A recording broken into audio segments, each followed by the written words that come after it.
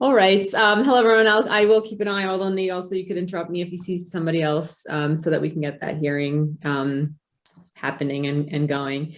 But my name is Nina Williams, and we started working on the land use code rewrite in March of last year. Just to briefly recap, I think it's good for everybody. We've had 5 public meetings since then with planning commissioners and community input.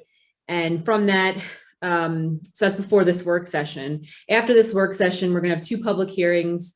One is with the planning commission and one is with the board of trustees.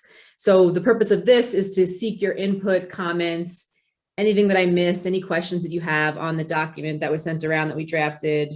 I know it was over 100 pages, but this is the time to get through those nitty gritty so I could make those changes before the public hearing. And then before going through the articles in the land use code rewrite, I just want to recap the goals that we had with this project. I think it's important because it frames what we did. And we got that from community input and the planning commission and all the different various meetings. So the goals were to make the code more user-friendly, provide clarity, predictability, make it less difficult to use, less difficult to understand, standardize the code structure, reorganize it, relocate submittal requirements into policies, provide tables to better illustrate what's permitted and where. There were no tables in the current land use code. We wanted to update the review procedures to make it more clear for everyone. Might help with future hearings that are coming up. We established a site plan review procedure, update zoning districts, overlay districts. We improved development standards for the town specific. And then we looked at community specific goals in your comprehensive plan. In our past meetings, we had PowerPoint presentations to kind of explain how we're doing the goals. In speaking with Nate, we thought it was, he and I thought it was best for this meeting just to gather input from anyone who has read. I see Paul Yingling. Is that a third planning commissioner? Yes. Okay. So that was a good intro. I remember it. I'll mute myself and take my video off until after this hearing. Thanks. Nate, this is Paul. I'm so sorry. I got caught up and time got away from me. I apologize to everyone. No problem. Thanks for being here. All right. Well, it's your meeting to call to order. Can you let me get the agenda here up for you? Don't have him call in yet, unless you have a question. Because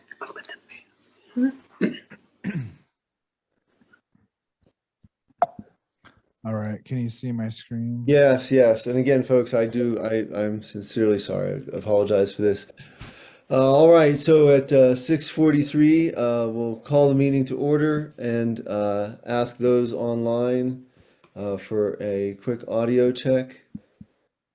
Yeah, we've been conversing, so I think we're all good. Okay, we're all good there? Yep. All right, super. So any additions, deletions, or changes to the agenda? Okay, if not, could we have a motion to approve the agenda? So moved. Okay, moved. Second. Moved and seconded. All those in favor, aye. Aye. Any opposed? All right. The agenda is approved. And now we're on to Nate. Do we have any public comment? Yes, we do. Yeah, either one.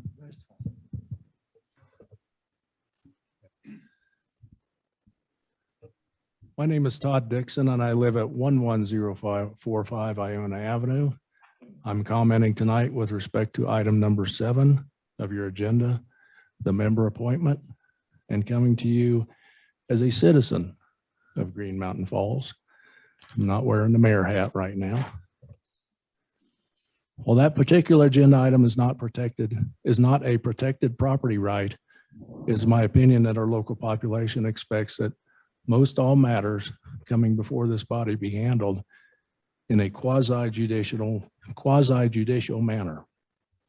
That would mean a judgment would be based solely on what is presented, when it is presented, and only judged against code requirements or statute without any bias. I believe the selection of PC members falls under this criteria.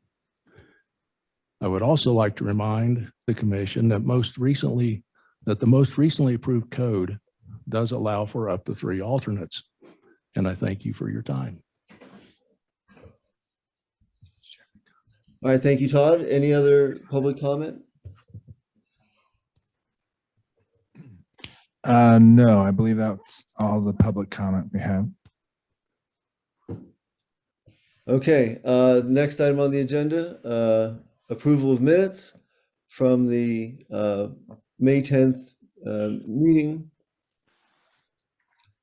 And I believe Nate's moving, yeah, okay. All right, any additions, deletions, or corrections to the minutes? No. If not, we have a motion to approve. Motion to approve. Second. Moved and seconded, all those in favor? Aye. Aye. Aye. Any opposed? All right, meeting minutes are approved. And on to new business, which is 2 applications. Is this 2 applications, Nate? Yes, one owner, 2 applications, next door properties that are next door to each other, both for deck replacements, but essentially new deck construction, replacement of decks that existed before. My understanding is that the footprints are about the same. They're the exact the same, yeah. And so, and we have the McSpaddens here on the line as well. Brief summary here. Both of them, or I should say the first one, 1110, is within the 5,000 single family residential with the 15, 5, and 10 setbacks. 11120 Belvedere is in the 10,000 square foot single family residential, slightly different setbacks, excuse me, of 15, 10, and 10. Both applications have been paid for. To my knowledge, the contractor still needs to acquire a business license with the town, and the applicants have been advised that these also need to go through Pikes Peak Regional Planning Commission, or Pikes Peak Regional Building Department for all the inspections. We can see the site plans here. This is for 11110. The front setback is unchanged. It's not an issue, essentially, because of the deck being on the rear of the house, and all the setbacks are fine with that application. The 11120, however, has a proposed deck on the front of the house, and based on the site plan here, the front setback is not met. And I do know that the McSpaddens wish to make a statement here in a little bit, but I should remind everyone that even though decks, a deck replacement is considered new deck construction, both with the town and with Pikes Peak Regional Building, regardless of whether the footprint is the same or not. So if the previous deck did not meet the setback requirements, then it's basically considered a non-conforming use, which is fine until it is replaced. And then at that time, the setbacks then have to be met. That's about all I have on this. I would answer any questions for me. And again, the McSpaddens are on the line for questions as well. Nate, can you go back to the disputed one, the 11120? Second one. Yeah, yeah. It's not marked here, but there are two doors in this property. As you go in the driveway where it says 6-inch, that's one entrance. Yeah, 6 foot. That's one entrance into the cabin. And then if you go on the deck in the front, there's a door that is probably in the center of the house. So my question is, I understand what you're saying. You're saying if they're replaced and originally they were not to code or, to town specifications, that they have to, you can't rebuild on the footprint. And that's what exactly we're doing. We're not making it bigger. We're not changing anything. We are simply replacing an existing deck that has been there since 1993 when my father purchased the cabins. So my question is, if we can't put a deck there, that means there's no access to our front door. And the other thing that I'm a little bit, I probably should do a better job is, I don't know, we don't have a complete full survey of the property. We have one that was drawn that really shows the property line 175, but this red line, I don't know if that came from the city or from the county. I really need to get a hold of the company that did that and find that out, because I would say we're back, but again, this doesn't show it. So that's the other thing that I would say. And I guess I look at the two decks next to us towards the city, and if you saw our cabins, we're way further back than theirs. But Darlene, yeah, it was Darlene Zero. Well, What was they're her? not Yeah, there they're not there anymore. And then Steve and Steve Brenda. that are just putting the third story on theirs. So what do you do what in you that would- situation where if we can't build it back the way it is and make it more fire proof, which we are trying to do with our property, Just leave it. what would you do? You would have no access to the front door. You'd need to apply for a variance. Who owns the property between your property line and the street? I don't understand your It's question. just right of way. Even there could be a 60-foot right of way or 40-foot, whatever it is. Just because there's a grass or a lawn there doesn't mean it's their their property. So Well- probably what you need to do is get an actual surveyor out there and get an ILC done if you don't have any of that documentation, and figure out if you need to apply for a variance or not on this 11120 Okay, project. so this is my question about applying to a variance, for a variance. We can't, I mean, I understand why you maybe want to serve, when these companies do these diagrams, what are they using for their pins? We'd have to get that information. Do you know? They should, if it's a true ILC, then they should be finding pins and basically going through a survey type So, and process. what does an ILC stand for? Improvement location certificate. Okay. All right. So tonight we couldn't apply for a variance. Is that's what you're saying? Correct. I mean, even if we come back and find out that, yes, this is the property line. What I'm asking is do we have to get a survey before we do that, or can we apply for a variance at this point? Hey, Mr. McFadden, this is Paul Yingling. I'll jump in and do my best to answer. Nate, you can make sure I'm in accordance with the code. So our basic options as a planning commission are to look at the plans and either grant approval for the request for the construction, disapprove, or request additional information. And that additional information can be a business license for the contractor, Yeah. a survey. And so I don't want to get the impression that we've made up our mind on that. Oh, I see what you're saying.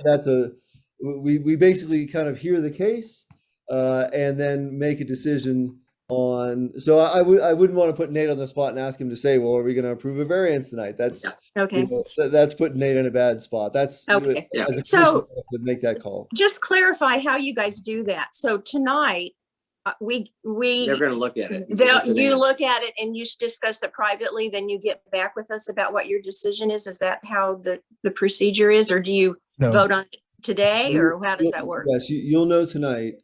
Okay. What we decide, and again, I don't want to give the impression that it's basically our discussion is pretty mechanical. We compare the plans to the code and determine if the plans are in accordance with the code, and if they are, it's an approval. We rarely disapprove. More often than not, we say, hey, please go back and clarify this information, get this. Okay. Because again, we want to make sure that property owners can enjoy their property without harm to their neighbors. That's our basic goal. Okay. Thank Great. you. Thank you. And we want to do that too. Right, exactly. Yes, we're all neighbors here, and so yes, that's always our approach, is to try to figure out how to get to yes in a way that protects other property owners and adheres to the code. Okay. And the other thing to mention about a variance is that it is a public notice type situation. So there has to be a public hearing on the variance. And so that's another reason why it can't just be sort of Oh, I see. on the spot. And Right. that's another reason why you should really, I mean, you don't necessarily, if you know where your property pins are and can, sort of find them yourselves and draw the line yourself essentially, and prove that that's how you're determining the property lines, you don't necessarily have to hire a surveyor. I see. But but because there's so many question marks with this particular project, it has to be determined one way or another, because you're in that setback space. Well, part of our problem is we live in Missouri. Okay. Yeah, so We can't just run out and recheck it. Yeah, exactly. So as far as what's in front of us tonight, I did on the application kind of specify that 1110 is basically the permit number. Sorry, get it up to here in a minute. So basically we've got application numbers here, 2022-03-21 and B. And so I guess before the commissioners is approval of one or the other, essentially. Right. Before we, I'm going to ask the commissioners in a moment for questions, but is there any other information from the McFaddens or any other public comment on this before we go to the commissioners? Well, before you got on, what we said, we were just replacing an old deck with new fireproof material and metal railing, not adding 1 square foot to it. Right. And I personally think the drawing is correct. We'll take responsibility for that, but we aren't adding anything that would be different than it is. Okay. All right. Thanks. And Nate, before we go to the commissioners, did you finish the staff report, or was there? I think we might have got a bit out of sequence there. Was there anything else you wanted to add from staff before we go to commissioners? I don't think so. The drawings had a some material summary and everything. So I don't have anything else. Okay. And was there a staff recommendation? Basically, I would recommend approving the 1110 application at this point. They could at least get started on that. because there was no concern with setbacks in that situation. So I would recommend approval of the A part of this application pending business license registration by contractor. Okay, so commissioners on either application, questions or comments? Yeah, this is Mike. It's two issues that seem to be relevant here. Number one is, the fact that it's already there and it's been there, and the other is the fact that it isn't right, the property line isn't right on the street. There's a distance out to the street. And so if you add that distance, they're well within the limit of 15 feet. So I'm concerned that we have to change the rules when they're putting it right back at the same spot that it was. I mean, they could choose to leave it there and we wouldn't make them tear it down. Correct. And that's called a non-conforming use, and those are allowed to continue. But between, let's say, 1990 and 2022, there have been modifications to code which now have to be observed. And so, and to the point about the street does not always, and in fact, hardly ever coincides with the actual property line. So even, someone could be using grass in front of their house that by all observation, you would think is part of their property, but in fact, it's not. And the property line is well back into, the grass or whatever the case may be. And that, we see that all the time around town. So the setback is defined from the property line, regardless of how that relates to the street. All right, Lamar, anything, questions or comments on either application? No, I'm just ready to make a motion whenever everybody's ready for that. Okay, and I do have just one question for the McFaddens on the 11120, the front door. Is there an immediate urgency about replacing the deck, like that's a safety concern and it's got to happen right now, or is this kind of a longer term maintenance and improvement that you'd like to do because it'll make the property better, more valuable, etc.? It's a safety concern. It's been on there for so long that it's rotten, it's settling, and the supports have veered out. So yeah, I mean, we're there most of the summer, not just us. It's a family situation. There's 3 families, and we've band-aided it for 30 years now. Yeah. And yes, I would say it is certainly a safety issue. Well, and also we, we attended the fire mitigation meeting when we were there opening the cabin this spring. And that certainly, having fireproof, decking and flashing installed and all those kinds of things were certainly one of the recommendations that Adrian from CUS made. And that's our goal, is starting, immediately to do as many things as we possibly can to keep our cabin safe.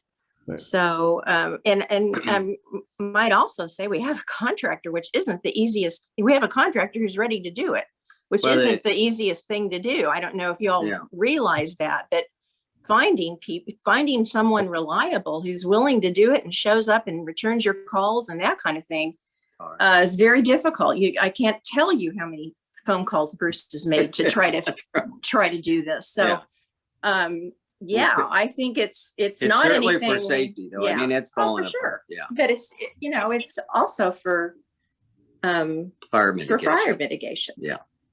Is it possible to put front steps up to the front door? No.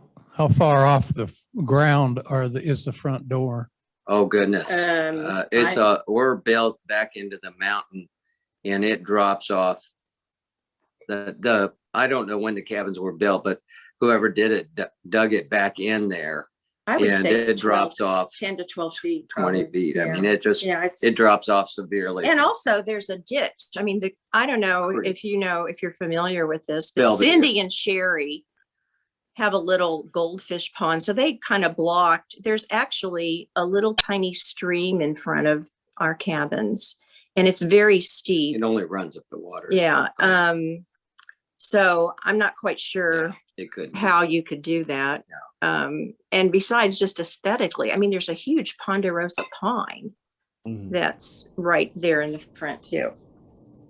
Mr. Chairman, this committee is meeting again in a couple of weeks, right? So if they could get their survey done and apply for the variance, we could address that in like 2 weeks, correct?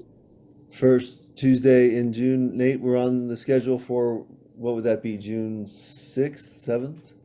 Second Tuesday, June 14th. Oh, June 14th, yes, okay, yeah, June 14th, okay. All right, so we've heard from the commissioners and the applicants. Any other questions, comments? And if not, we'll entertain a motion. I'd like to make a motion on application 20220321A that we vote to approve that construction of the deck this evening. All right, motion to approve 21A, the 11110 property. Do we have a second? Second. Moved and seconded. All those in favor? Aye. Aye. Aye. All right. Any opposed? All right. Application 21A is approved. Do we have a motion on 21B?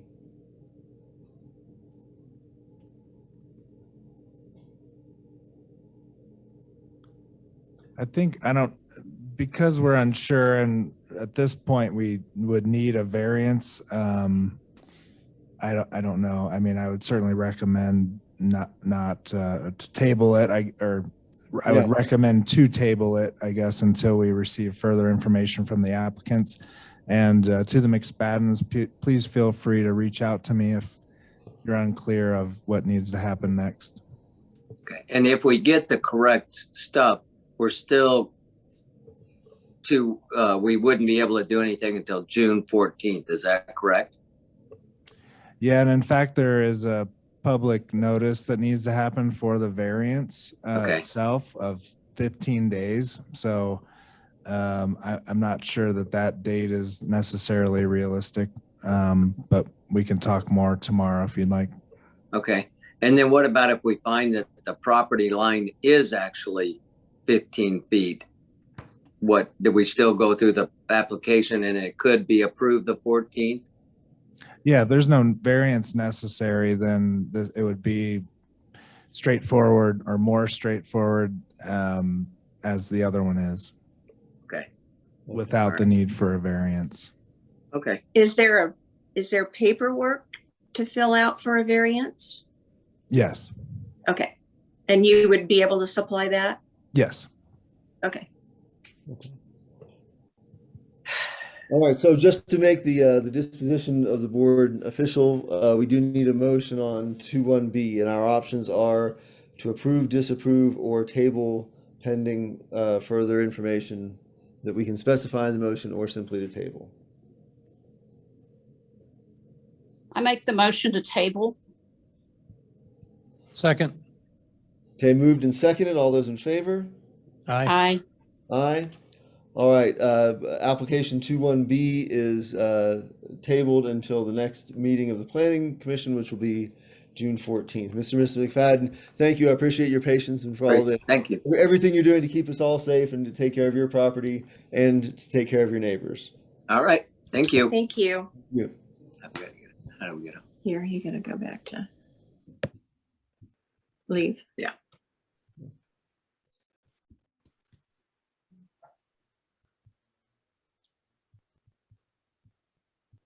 All right. Sorry, let me get your Yeah, agenda no, that's here. okay. Next up on the agenda is volunteer application reviews. And do we have any of the applicants present? Yes, Lisa Bonwell and Ann Esch are both with us, as they were last meeting as well. No, Mr. Blasi. Okay. All right. Sorry, I'm trying to get to their, went way too far, sorry. Trying to get to their applications again. And I'll just invite them to comment in whatever order their applications are in the packet. So Mr. Blasi's not here. So first up is, forgive me, can you scroll up just Lisa was first. Okay. Do you want to comment at all? Oh, here.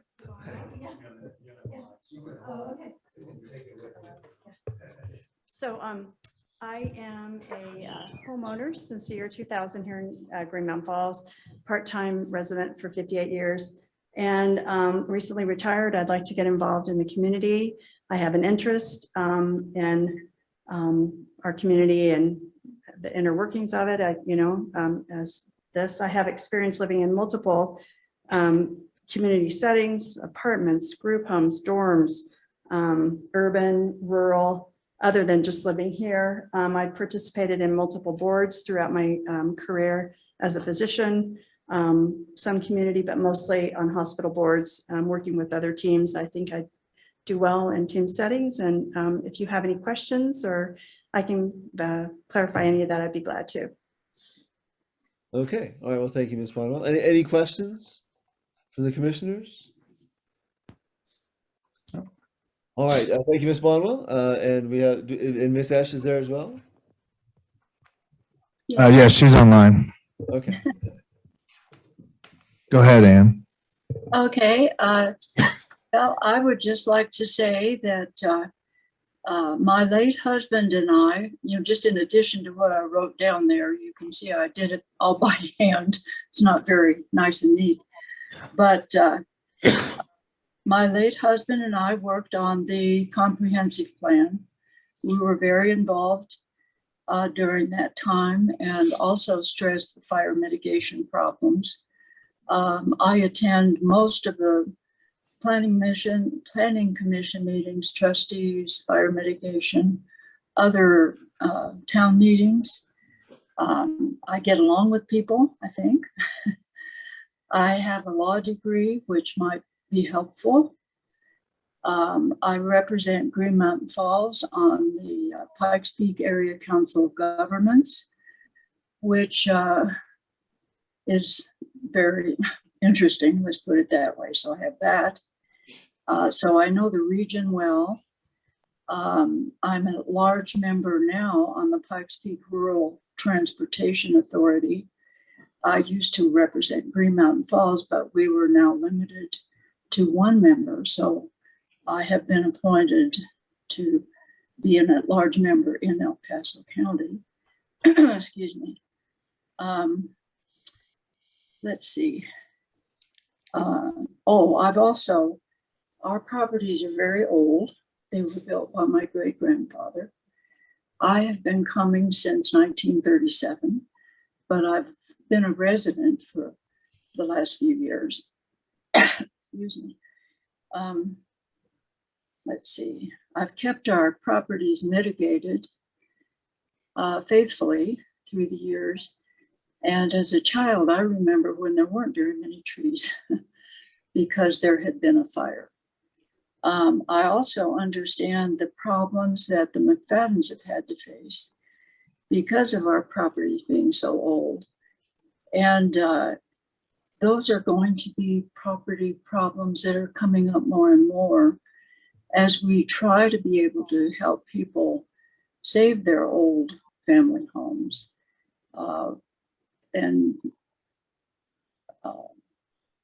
The lot lines and so forth, when they were first done, were just kind of drawn. And since that's changed a lot with regulations, being a lawyer, I understand how all those things have developed. So I think I could contribute, and it's up to you as to who you want to choose. Thank you. All right. Thank you, Ann. Okay. I do have one comment about Mr. Blasi's application. I'm just reading from his email here, just for your information. He says he will be on vacation, but available to assume PC duties by mid-June. So that is his time frame and availability. Okay. All right, thank you, Nate. Any other questions from the commissioners? And Nate, do we go into executive session for personnel issues or no? No, you're simply making recommendations to the Board of Trustees, and the Board of Trustees then makes the final approval. Okay. All right. So before we get into a motion, questions or comments from the commissioners? We have the opportunity to have 3 alternates, is that correct? Up to 3 alternates, up to and they 3. would attend the meetings and join the discussion, but only vote if we were missing one of the real members of the. Correct. Okay. My understanding is they don't join the discussion unless someone's missing. Is that correct? They can discuss if they're an alternate. But they're only a voting member in the event of an absence. Is that correct? Correct. Yeah. Okay. So our options, as I understand it, is we can approve up 2 of these applicants. We could recommend approval for up to 2 of these applicants, and recommend a third be an alternate. That would be the maximalist view. We could not recommend approval for any or some. So I think those are the options before us in terms of a motion. Correct. Okay. I'd like to make a motion that we approve Lisa Bonmal and Rocco Blasi to the BOT as our new members, and recommend Ann Ash serve as an alternate.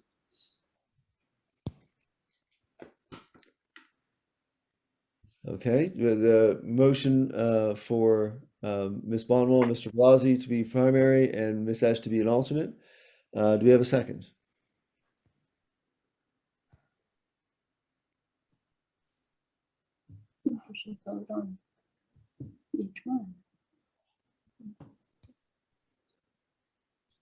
Okay, or an alternate motion? Without Okay. a second, without a second, that motion would fail, and then we would either have to have another motion or table this item again. Right.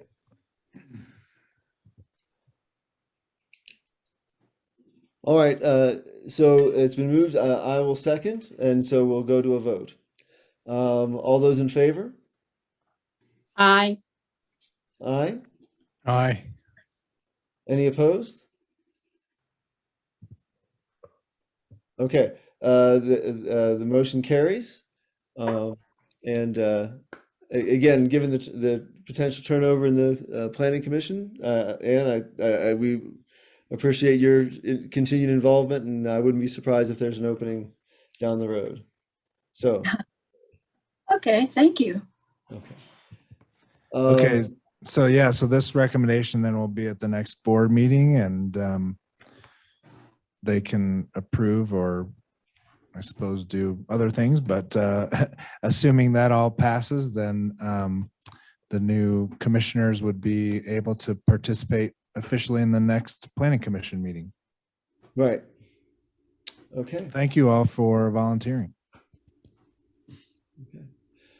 All right. And Nate, can you remind me, is that the end of our official business? No, No. you gotta look at the, Forgive me. I don't Yeah, have- the next thing is the just that. Yeah. back to Nina's presentation. Thank you, Nina, for your patience and sticking with us. Yes. Hello, everyone again.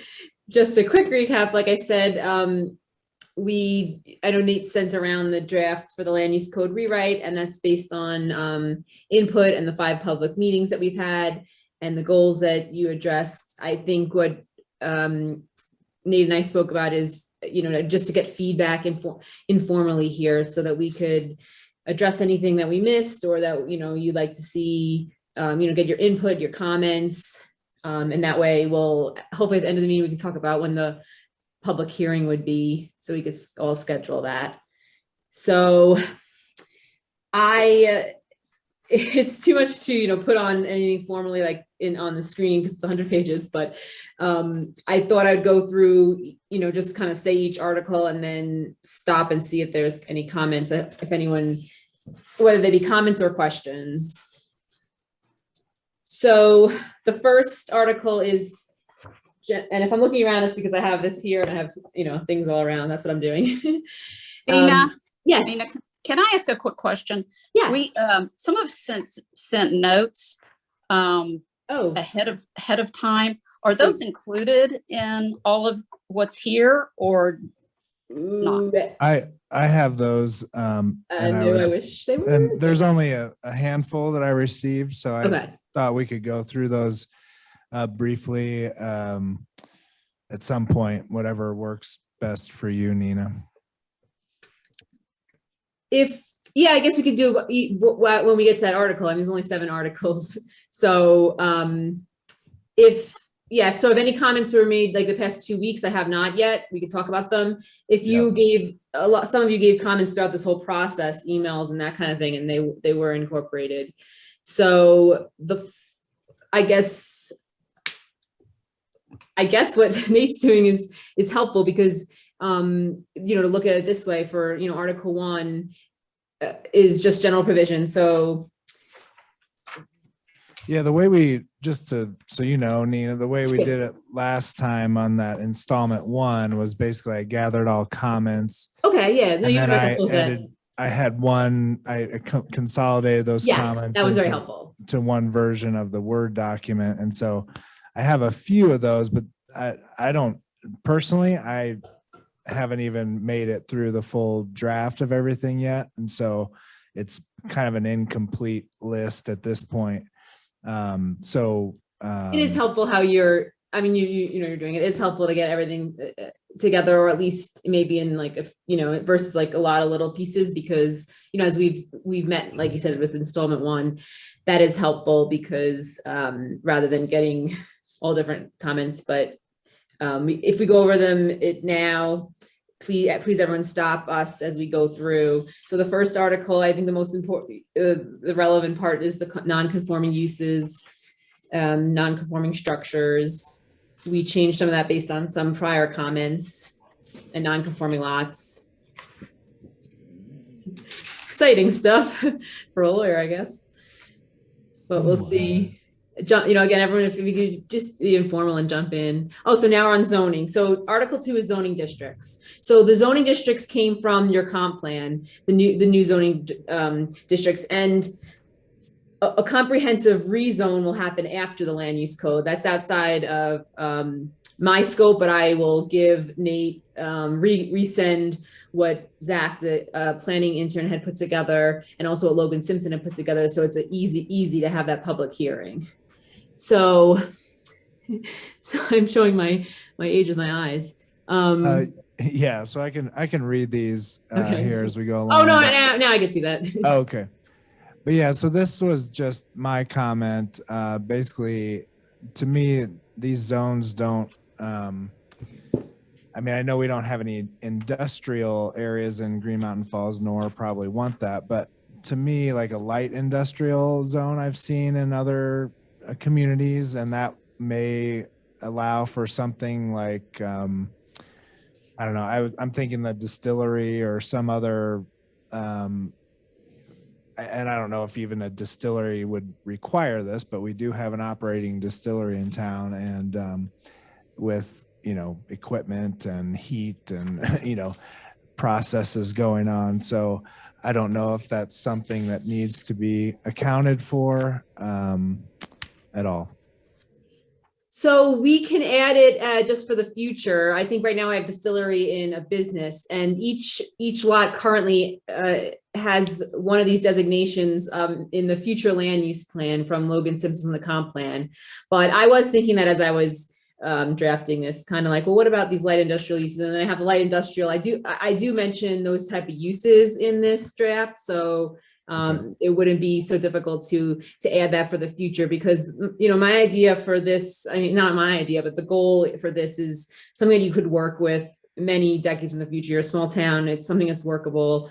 So that's I made a note. A starting point and to allow you to grow. So right. I mean, I'll go over some of the things as we go along that you might not see right now, but you never know if a town's going to have an annexation and something where you want to protect, for example, some of the development standards. Maybe you don't want it to be anything over a certain very large development that could happen in the future if you're going to start annexing, you never know. So something, it's a workable document to kind of cover as much as we can.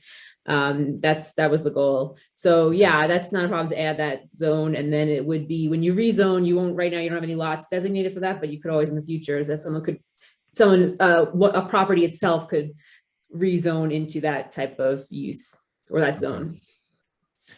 Okay. And another, I don't know if this is an easy quick answer or not, but one thing I know right now we have single family zones and based on square footage, and then we have multifamily zones which are separate, and this combines oh, I'm sorry, I was reading that wrong. Yeah, separate zones, but this is all based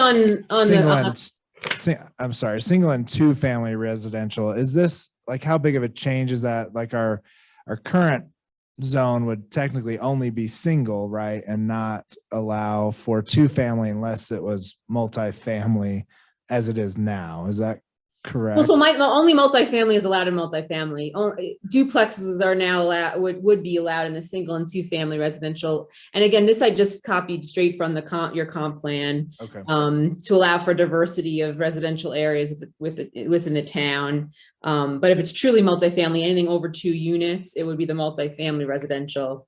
So Okay. most of your town would end up being the single and two family residential. Okay. And that's from the future land use plan. In the comp plan. Okay. I'm just thinking here, we don't have very many comments in this. Would it be okay if we just breeze through those, because they're mostly from myself and Lamar, and they only go to page like 14, I think.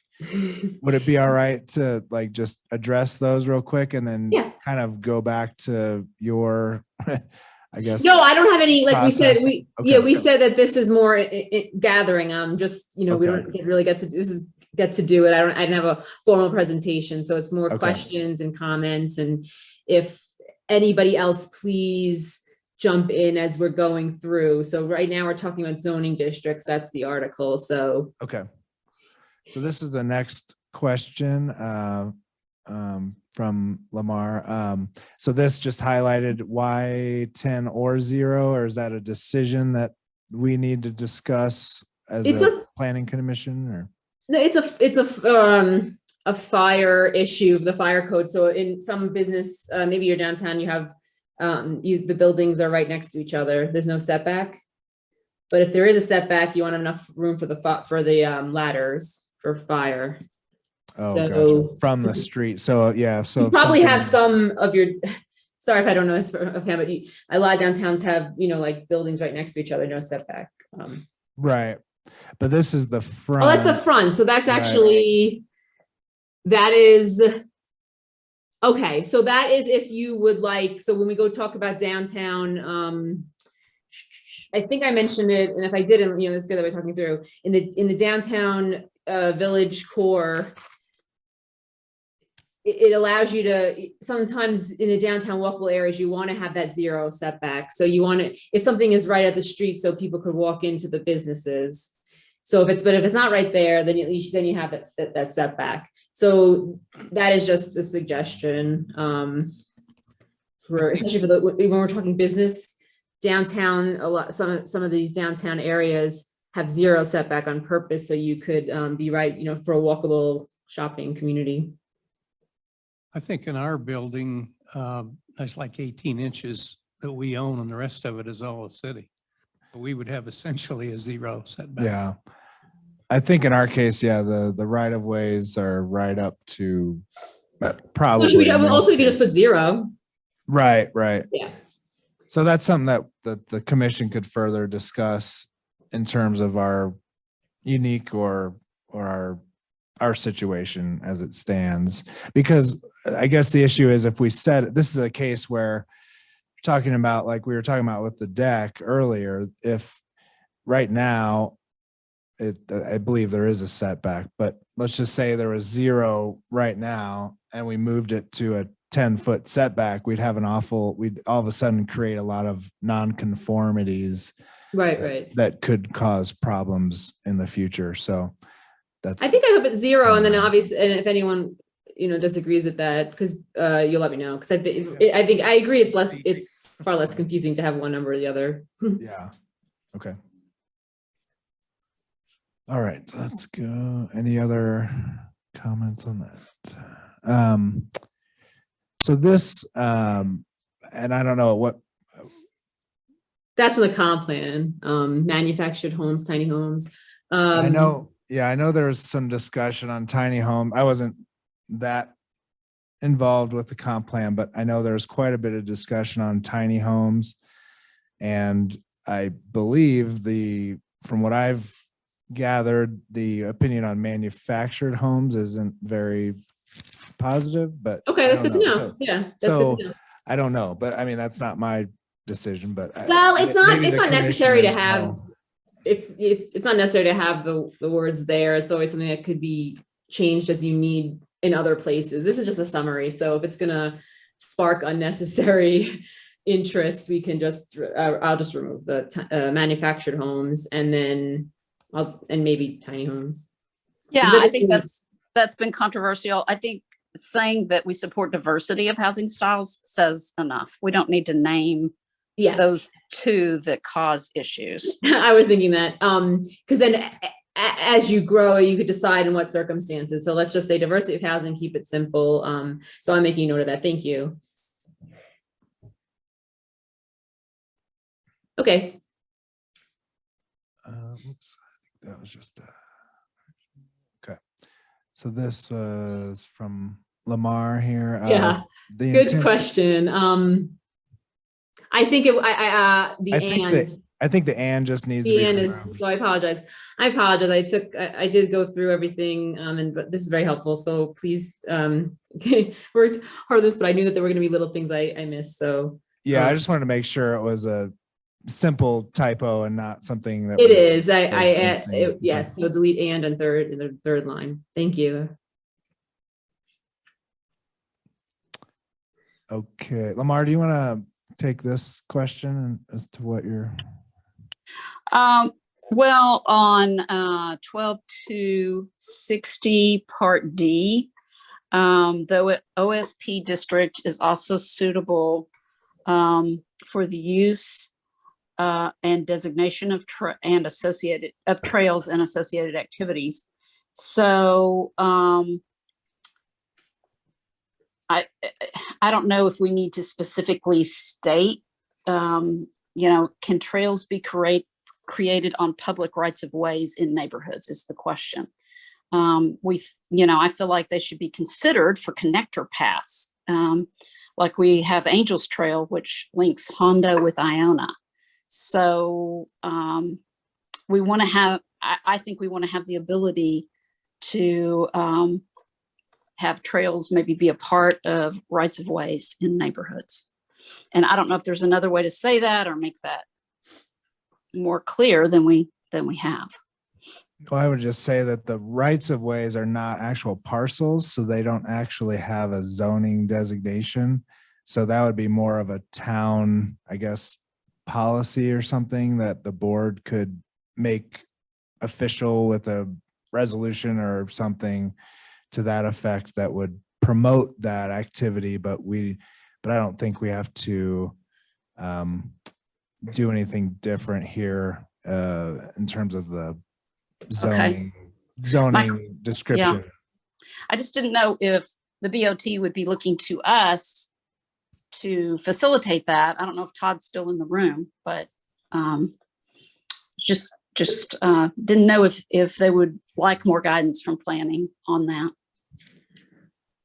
It's that's not just like Nate's explaining, this is for a zoning district. So a right of way doesn't have a zoning district, and that would be, I think that's less in the land use code and more just a good point to make for future discussion.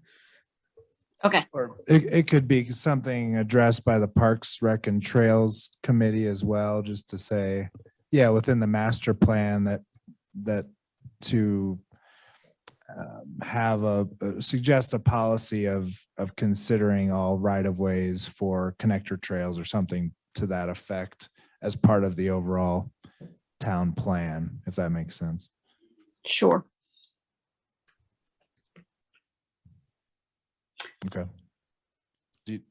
I don't think we needed anything additional, Lamar. Okay. Thanks, Todd. I appreciate it. I just didn't know. And this was kind of a confusing just sentence here. Let's see. And I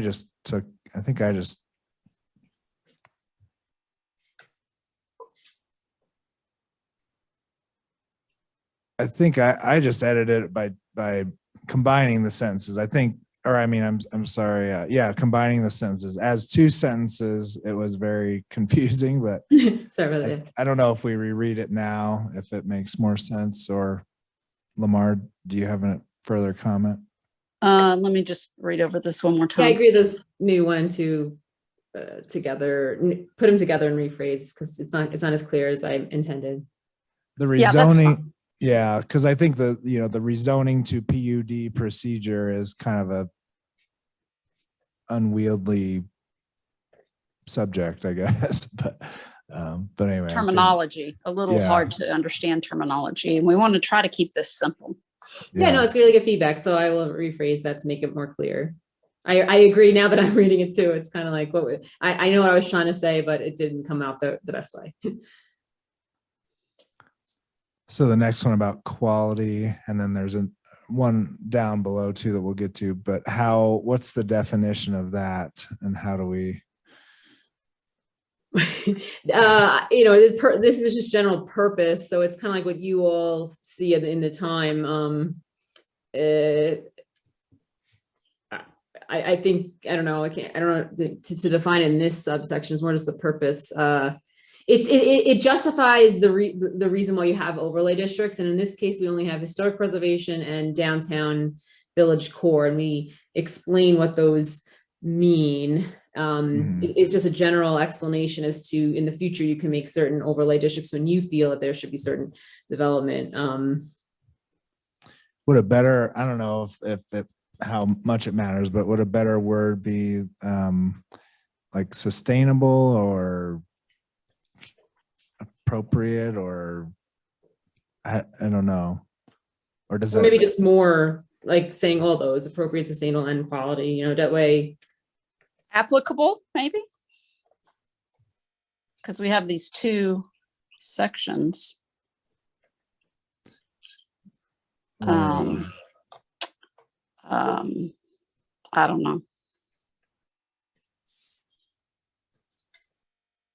Okay, I may note. I understand what I'll get something a little more descriptive, but also big enough for you guys to use what's good for the town. It's basically unique special development that you want in very, very small overlays are very small areas. So there are a few blocks where you all agree as a town that it should be specific, unique development. That's what if that first section of the sentence was just eliminated?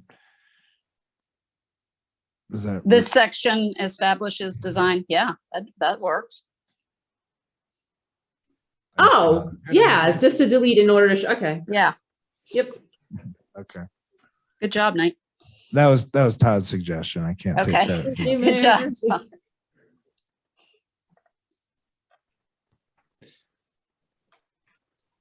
Do we want to take a minute on the overlays? I know historic, I know that's something that is going to need some work, future work and future Yeah, I can definitions explain. and think. But what about this downtown? Has everyone sort of absorbed that? I So guess, go ahead. Go ahead. Ian. So we put these in based on what the comp plan was calling for in terms of keeping your downtown area historic and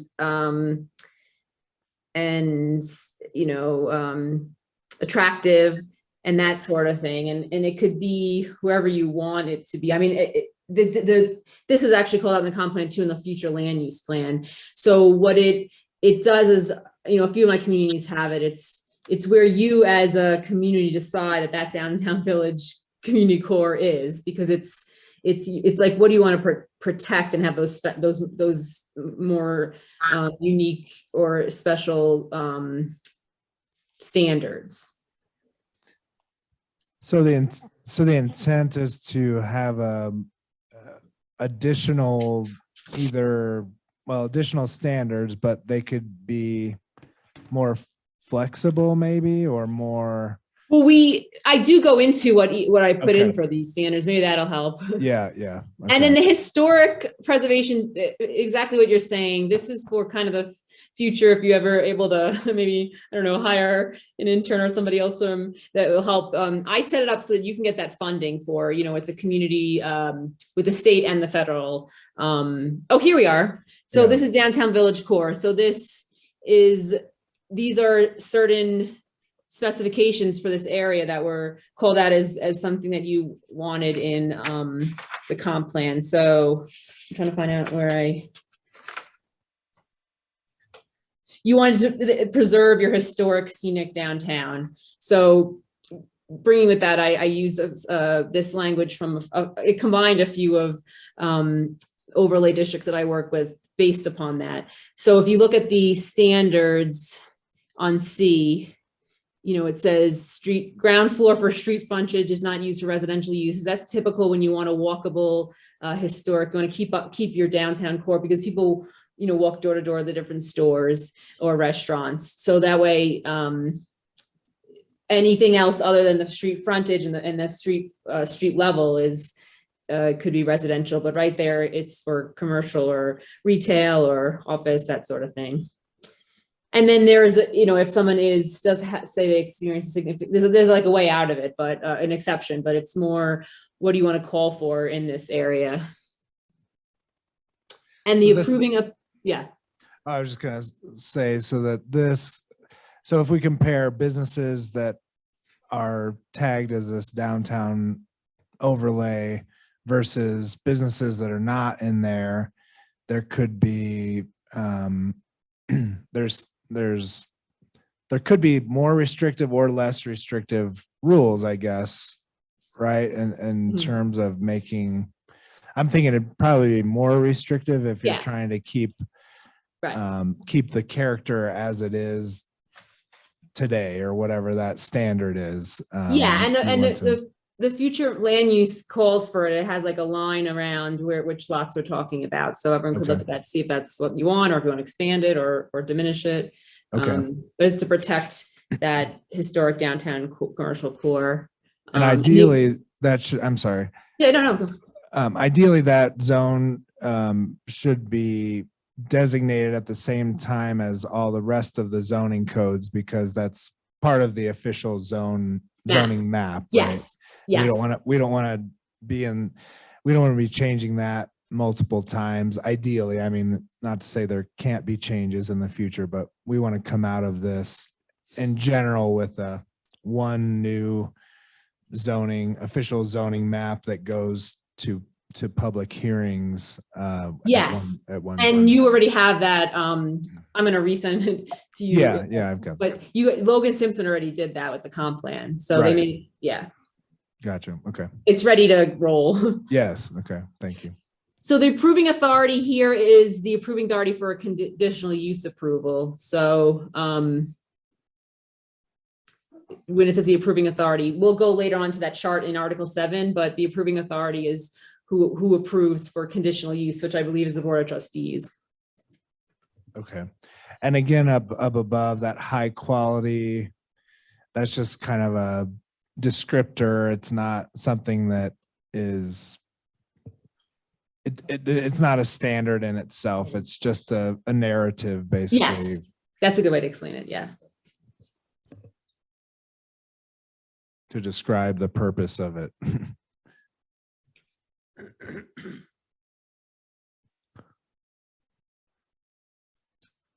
So now Article 3 is use. So Article 2 is just zoning districts, which are the dimensional standards. Now use regulations is making it clear what is allowed in each zone district, what is not allowed, and what is allowed by conditional use. And we added those charts because the current code doesn't have the charts. Right. And I had a comment here just about, let's see. Yeah, I don't think this should, I think this should be more a one person, one professional. And again, if you don't have a director, you could always have the planning professional that you, that the applicant pays for, but you could run into problems with the planning commission deciding this versus a planning professional. Okay. And usually this is either the director or a town manager. Like some small towns have the town manager is the one who approves this. Okay. Well, let's say we have a situation where we don't have a town manager and we don't have a planning personnel. Who would do it in that case? So I've been talking to Nate about Fair Play is the same size as you guys, and they have a third-party consultant that the applicant pays for, and it works out really well. I mean, you could talk to that person or a few other similar type of, you know, it's kind of contracted out, just like you have your town attorney is contracted out. Yeah. Yeah, the director seems like odd terminology for that. Planning director has a very specific definition. So when we get to the definitions, it says planning director there. Should we say that then instead of the director? Should we say planning director? It's defined at the end of the document. We use the word throughout. So the director is defined as a planning.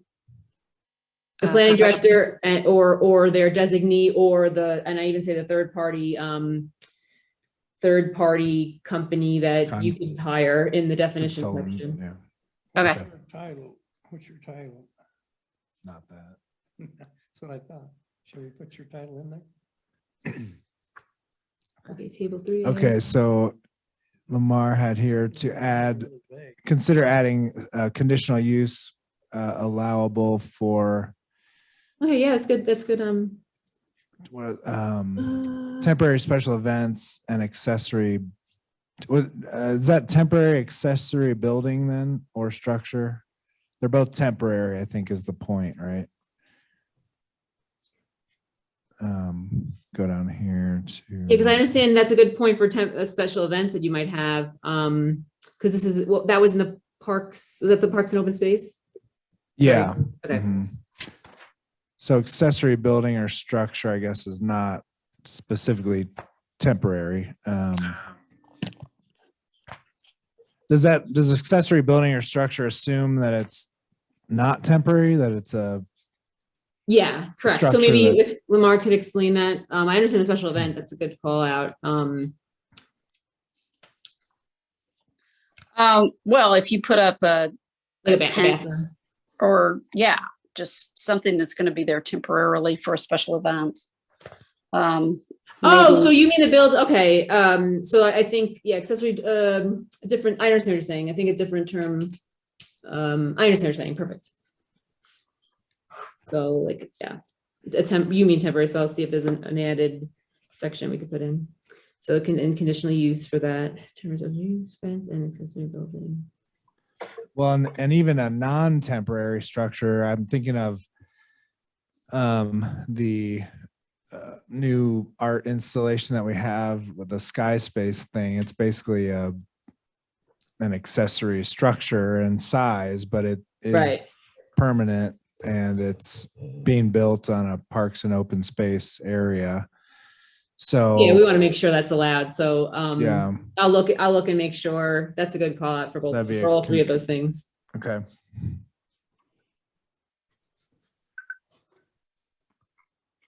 Let's see. I want to say that's the end of our specific comments. Like I said, I haven't been able to get through this this document. I had the So- same issue. It's so do you want to take over, Nina, now and just kind of I can kind of scroll along, or if you want to take control. You could do that, and then if you don't mind, and I'll please don't be offended if I use my hands to tell you to. So yeah, I think that what's very town specific is actually the, your dimensional standards and your use. So I want to get that feedback. I'm sorry, what section? I'm just generally talking about Article 2 and Article 3, Okay. for everyone to look through again for, what is appropriate in terms of the use table and the dimensional standards for your specific community, anything that I missed. So you could just keep, and then what we did is we have the table, and it's not just what's approved, what's not approved. Then we have those use specific standards that we spoke about. It's very clear when a person looks at this, I don't say very clear, but much more clear than what you had before.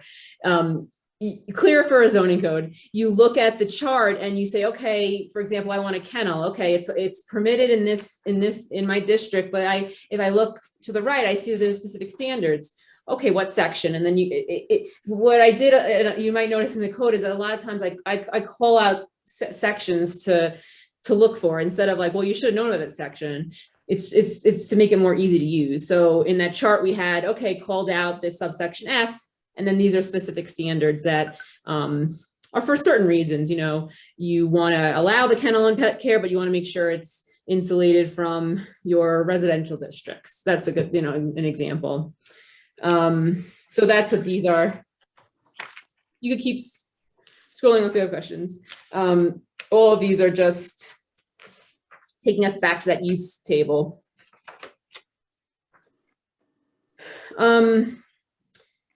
Article 4 is about development and design standards. So what's very important in your community, I represent Woodland Park, so I understand how fire mitigation is very important. So what I took this, some of this from Manitou Springs actually, and also from Woodland Park and other communities that have similar types of hazards.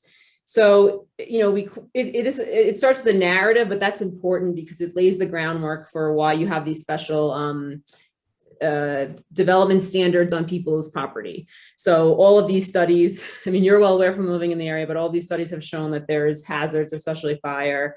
And what it does is we took away the hillside overlay. That didn't really make sense because it's your whole town. So any development, if it has, it needs to go through this section as well, to make sure that there's, how are you developing within these areas of disturbance or flood hazard areas.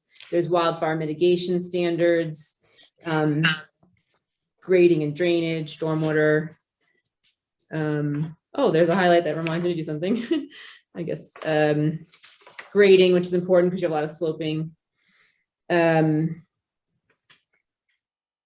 So these are technical, but let me know if there's anything we missed. And then I would say, not to let perfect be the enemy of good. I think that once we get to a good point, this is a good, again, groundwork that and there won't be that highlight section. That's a no for me. Sorry, I need to fix that. This is a good groundwork, lay the foundations that if you recommend and Board of Trustees approves, then you have a section to put, we learned about this new fire mitigate or this other, natural disaster that's going on in our area. How, this would be the section to put it in. So it organizes it that way. Nina, I'm thinking that we don't need this whole lighting section. I think that probably needs to be deleted. It's impossible to comply with that with our houses as close as they are together.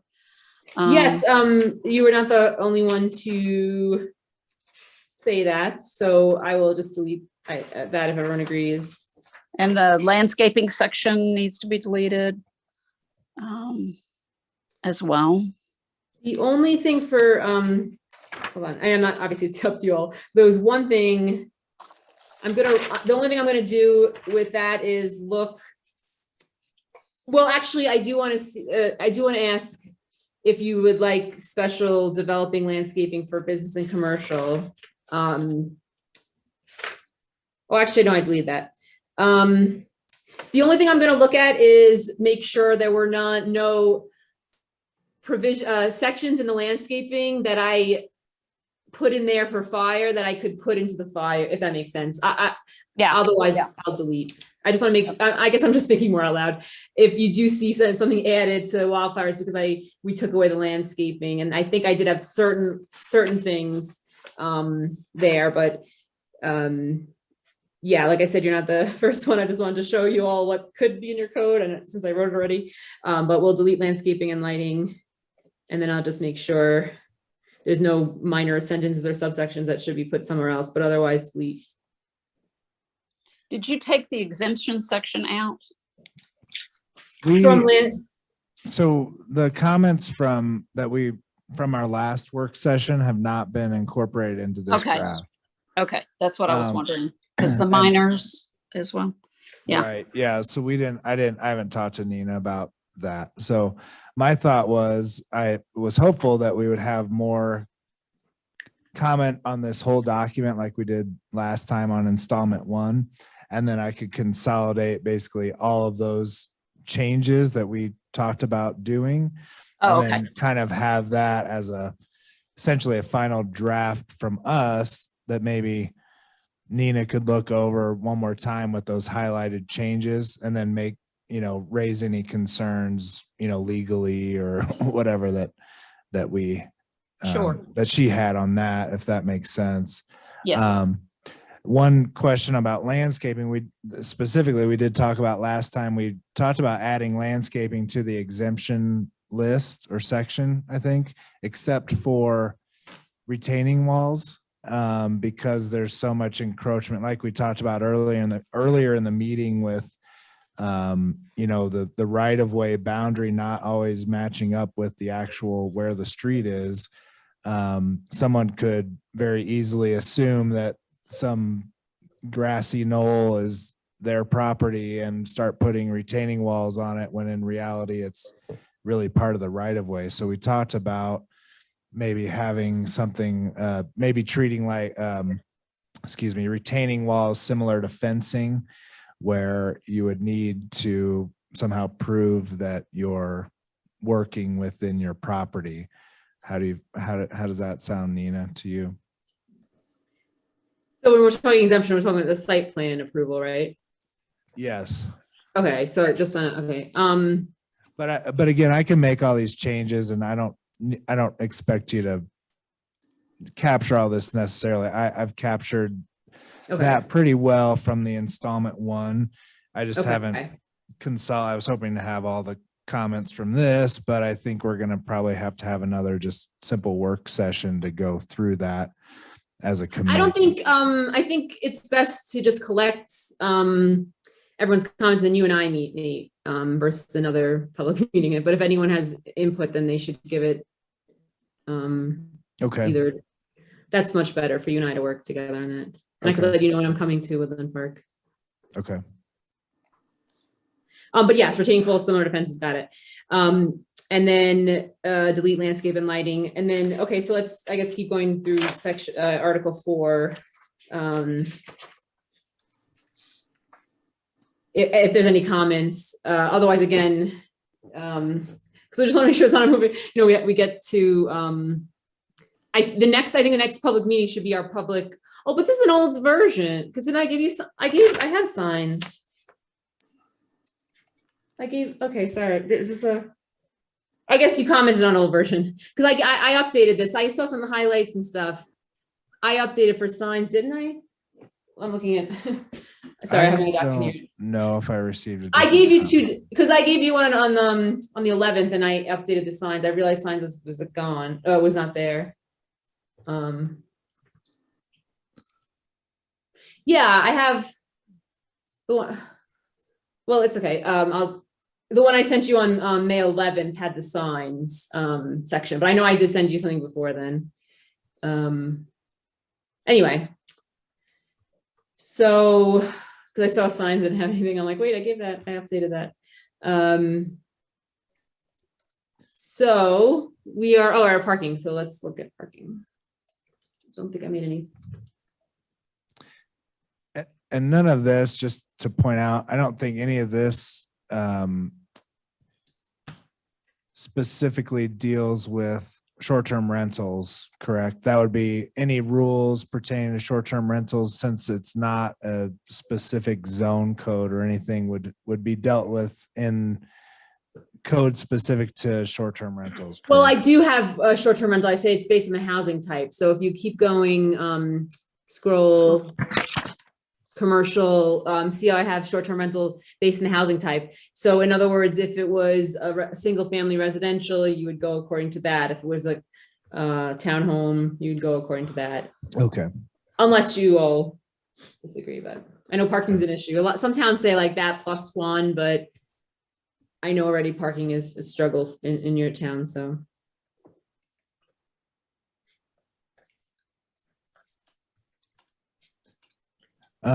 Yeah, I mean, in terms of, I think we're about only halfway through this, but I think we need more time for the commissioners and myself to review this and come back with notes. I'm just saying this because I just don't, unless you have a specific things that you want to point out.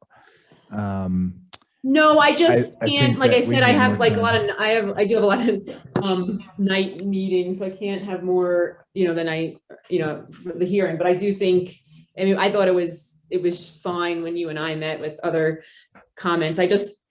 There should be it's up to you, but like a set time where you say, you want comments from everybody, and then you and I talk about when we talk, because then we got to schedule the public hearing, but I think that's best. I understand, but I also think that we had a pretty good conversation last meeting, or I mean, it was like I said, it was just the installation or installment one. But I Right. feel like as a group, we had a pretty good conversation about everyone's comments, and it wasn't, like that many. It was, the volume of it was we could handle it, I think. So I'll leave this up to the planning commission to discuss and sort of maybe make a formal decision on how you want to proceed. But my thought was that we could internally do another just planning commission work session, talk through some of the problems or some of the comments or questions or concerns, and then go through to you, go back and to then- you. With me. yeah, and then I can create basically a final version that consolidates and highlights all the changes, the recommended changes from the group, and then you and I could talk through that, if that makes sense. Yeah. I'm sorry. I didn't mean to tell that you guys couldn't meet. I just meant for Yeah. myself and how many, because I almost every night I have different meetings for clients. I'm just trying to, Yeah, understood. Yeah, and then we could even do it like you and I could work through it that's some during the better. day sometime, Yeah. during business hours or whatever, Yeah. some scheduled time, right. if that makes sense. Yeah, like you for- said, like we did the other time, and when I'm in, so what I want to make sure is we have the most updated version. So what we mentioned today, the little things, I'm gonna do tonight before I forget, and then I'm gonna send it to you, and that Okay. way you have that version, because it has like the signs and it's just a little more updated, and then you can send that around, and then just want to be in touch also for when we do the public hearing. Now it sounds like probably in 2 months, if you're gonna have a meeting with the planning commission, get back to me, that kind of thing. But you already know the notice. I gave you that note, the notice, just so I could set aside the day. Right.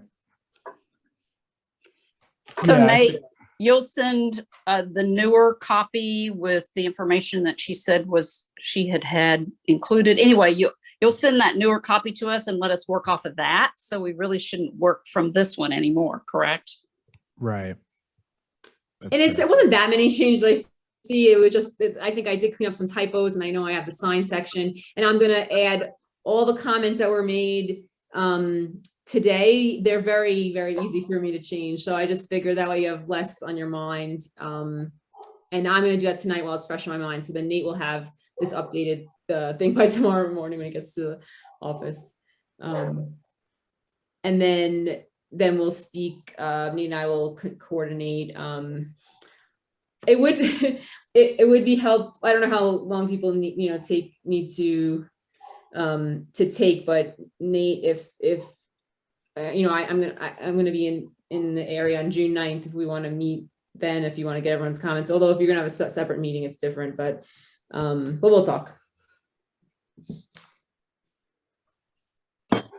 Yeah, I guess I would like to hear from the commissioners about what your thoughts are, time frame and process wise. Does this make what I'm saying make sense, or are you done reading this, or do you want to continue or take another crack at it? What are your thoughts? And I also think we should, include the new most likely pending members. I mean, it's kind of hard to jump in the middle of something, but I know that Lisa and Ann have been participating in the recent meetings, so I think that their input is valuable. So Nate, in terms of a timeline, it might help to put some specific dates. So the next planning commission is the 14th of our formal scheduled meeting. And you, Nina mentioned meeting with you on the 9th, and our input would have to be prior to that. Is that basically the It's okay if it doesn't work. Yeah, I'm in the area a couple times a month because I'm the Woodland Park city attorney. So I just know Nate and I, it was good for us when we met in person, but. No, I agree. That makes good sense. And if we could work that out so that it was, there's other days I'll be in the town though. Yeah. Right. If that internal work was done prior to the next regularly scheduled planning commission meeting, that seems to be the good use of our time. I guess my thought was that we could potentially schedule not a planning commission meeting where there'd be any other official business, but just specifically a work session to go through any more comments on this final draft, and then whatever comes out of that, then I would modify the final draft and highlight those changes basically for Nina to review and make sure we're not wanting to do anything illegal or absurd. Right. And then following that, we would schedule the public hearing in planning commission, which would likely be maybe that if we could use the the fourth Tuesday in June, the 28th, perhaps, for that public hearing as a goal. That works for me, just in case you want to know. What's that? Yeah, it does work for me, the 28th. So I could just set it aside for now. I mean, I know it's not definitive, but just so I have the date. That's part of Greenbox. I know there's a concert that night that I'm planning to attend with Greenbox. It's kind of a busy day for Greenbox. 28th of June. Yeah. Yeah. But might it be better to focus on the nearer term goals of getting either one last planning commission work session or just input deadline prior to the 9th? Yes. Yeah. Is it realistic for everyone to get comments back to me by the 2 Fridays? like the 3rd. Memorial Day coming up. Yeah, Oh, that's yeah, tough. true. I'm sorry, I didn't mean to confuse. I am in Woodland Park about 2 or 3 times a month, so don't, I just wanted to say that worked out the way Nate was explaining, that he meets with you guys in the night, and then one hot day that I'm in Woodland Park, I'll just hop in just to Green Mountain Falls.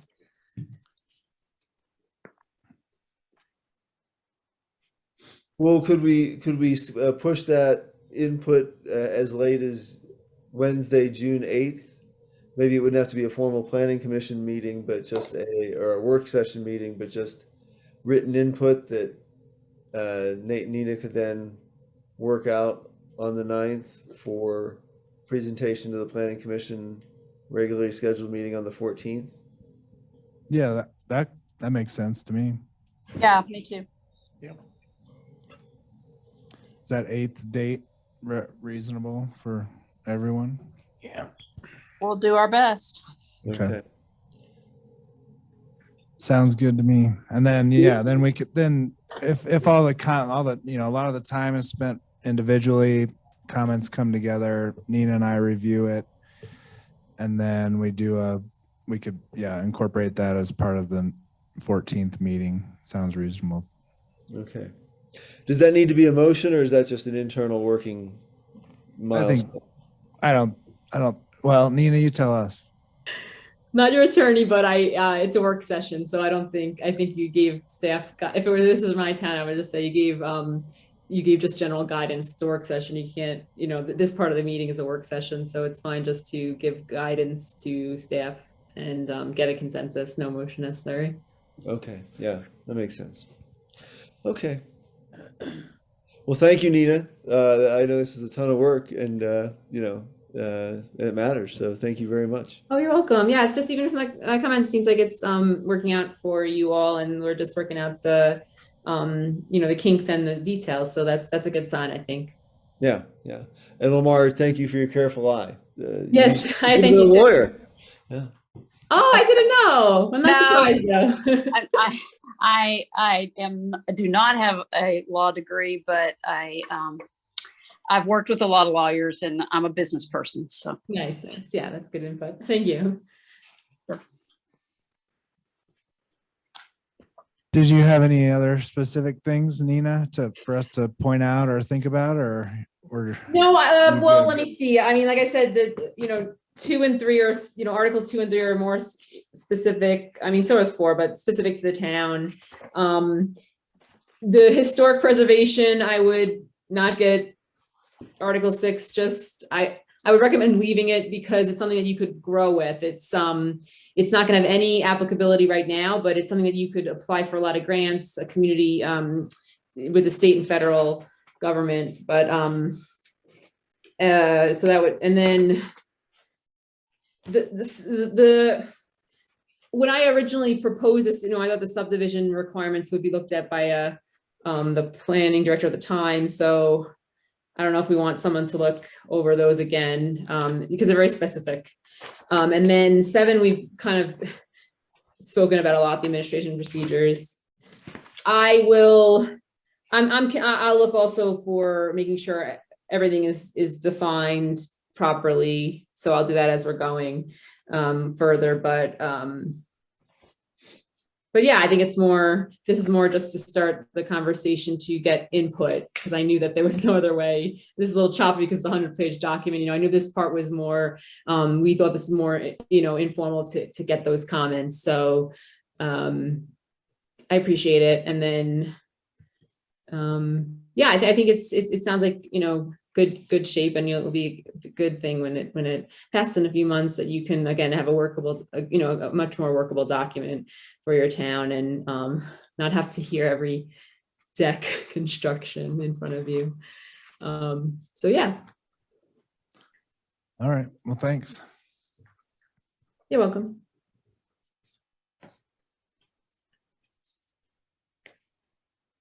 Okay, and does that bring us to the last agenda item? Yes. Right. So this is open comment. Any other business before moving to adjournment? I don't believe so. Okay, so just to recap, so Nina will send the revised document to Nate, who will get it out to the commission, including prospective members. And our input to Nate is due on the 8th, and that will allow Nina and Nate to work on the 9th or prior to the 14th. Yes, thank you. Okay. All right. And at 8:14, we are adjourned. Thank you all. Thanks, everyone.